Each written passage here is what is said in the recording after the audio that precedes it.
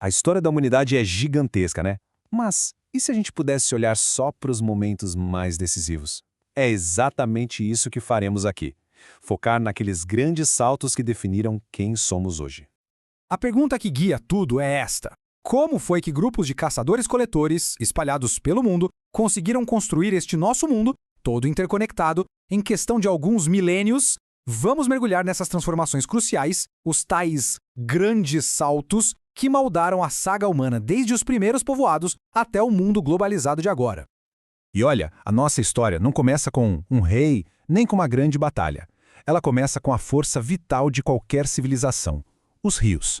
Eles foram, literalmente, o berço onde as primeiras sociedades complexas nasceram e cresceram. E aqui temos um exemplo perfeito. Pense só: 2 rios, 2 sociedades completamente diferentes. Lá no Egito, o Nilo era um relógio. Suas enchentes previsíveis facilitaram um governo estável, centralizado. Agora, na Mesopotâmia, a história era outra. Domar os rios Tigre e Eufrates era um desafio constante, o que exigiu uma inovação sem parar, moldando uma cultura de cooperação muito complexa.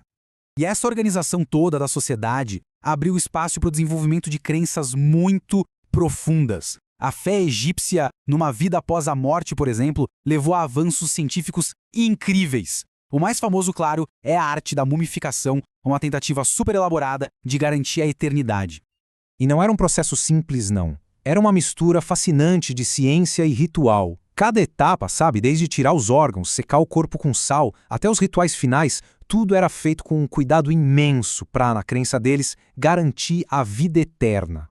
Bom, com as sociedades já bem estabelecidas, o próximo grande salto foi na forma como a gente organiza as ideias, o poder e as crenças. Saímos da pura sobrevivência para começar a pensar em como viver. E foi na Grécia Antiga que uma ideia simplesmente radical ganhou força, a de que os próprios cidadãos deveriam se governar. Essa frase aí do Péricles resume a essência de um conceito que, bom, mudaria o mundo para sempre. Só que esse novo jeito de pensar deu origem a sociedades que eram como água e vinho. De um lado tínhamos Atenas, um centro pulsante de intelecto e arte. Do outro, a máquina de guerra rígida que era Esparta. É uma prova de como a mesma cultura podia gerar resultados tão opostos. E é fundamental notar a grande ironia aqui. Tanto a famosa democracia ateniense quanto a militarista Esparta eram totalmente dependentes de trabalho escravizado para funcionar. E enquanto tudo isso acontecia na política, sistemas de crenças fundamentais também estavam nascendo. Como a gente vê aqui, o judaísmo já existia há um bom tempo. Aí lá pelo século VI a.C., surgem o budismo e o confucionismo. E mais tarde, o cristianismo. São sistemas éticos e espirituais que continuam moldando a vida de bilhões de pessoas até hoje. E ainda tinha mais um modelo de governo surgindo: o Império Persa. Ciro o Grande mostrou que era possível manter um império não só na base da força, mas com respeito à diversidade cultural e religiosa. Uma ideia, vamos combinar, incrivelmente à frente do seu tempo. Agora vamos dar um salto de alguns séculos.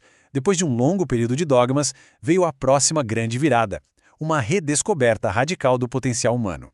O Renascimento foi uma verdadeira explosão de arte, ciência e exploração que ajudou a moldar o mundo que a gente conhece. E o coração disso tudo era o humanismo. Foi uma mudança de chave gigantesca. A crença de que os seres humanos, e não apenas uma força divina, eram a medida de todas as coisas. O foco virou para a nossa capacidade de observar, de criar e de entender o universo por conta própria. E essa mudança toda foi turbinada por novas tecnologias poderosas. A principal delas, a prensa de Gutenberg, que basicamente democratizou o conhecimento. Junte isso com gente rica financiando as artes e a redescoberta de textos clássicos, pronto, a receita perfeita para uma revolução cultural. E esse novo foco no humano ficou estampado na arte da época. Artistas como Leonardo e Michelangelo não eram só artistas, eram cientistas. Eles chegavam a dissecar corpos para entender como a gente funcionava por dentro. Tudo para celebrar a beleza e a complexidade do mundo natural e do corpo humano. Bom, as ideias do Renascimento acabaram por liberar um período de mudanças numa velocidade nunca antes vista e, muitas vezes, de forma bem violenta. A tecnologia e a população cresceram de um jeito exponencial e o mundo definitivamente nunca mais foi o mesmo. Para se ter uma noção do tamanho dessa aceleração, é só olhar para a população. Em 1804, éramos 1 bilhão de pessoas no planeta. Em menos de 200 anos, esse número simplesmente explodiu para 6 bilhões. Dá para imaginar a pressão imensa que isso colocou sobre os recursos e os sistemas antigos? Foi o cenário perfeito para o conflito. Com isso, a tecnologia industrial transformou a guerra numa catástrofe global. O século XX viu 2 guerras mundiais e depois um impasse de décadas sob a ameaça de aniquilação nuclear. Foi um período de violência numa escala que a humanidade jamais tinha visto. E depois das grandes guerras, o mundo se partiu em 2. De um lado, o bloco capitalista, do outro, o socialista.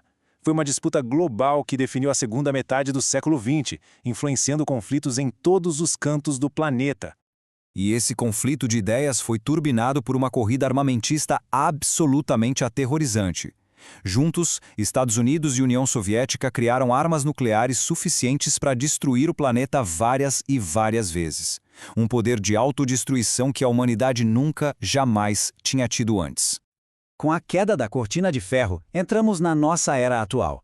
Uma era de globalização, de revolução digital e, claro, de um novo pacote de desafios complexos e em escala planetária. E apesar de estarmos mais conectados do que nunca, os desafios que a gente enfrenta hoje são assustadores e não respeitam fronteiras. Vão desde a desigualdade econômica e pandemias até, claro, as mudanças climáticas. O motor por trás de quase tudo na nossa realidade moderna é a revolução digital. Ela simplesmente transformou o jeito como a gente trabalha, se comunica e até como nos enxergamos no mundo. E ela acelera tanto as oportunidades quanto os desafios que temos pela frente. Cada grande salto na história humana trouxe progresso, mas também trouxe perigo. Isso nos deixa com a tarefa de escrever o próximo capítulo, que talvez seja o mais crítico de toda a saga humana. A grande questão que fica é: como vamos usar o conhecimento de todos esses saltos do passado para moldar o futuro?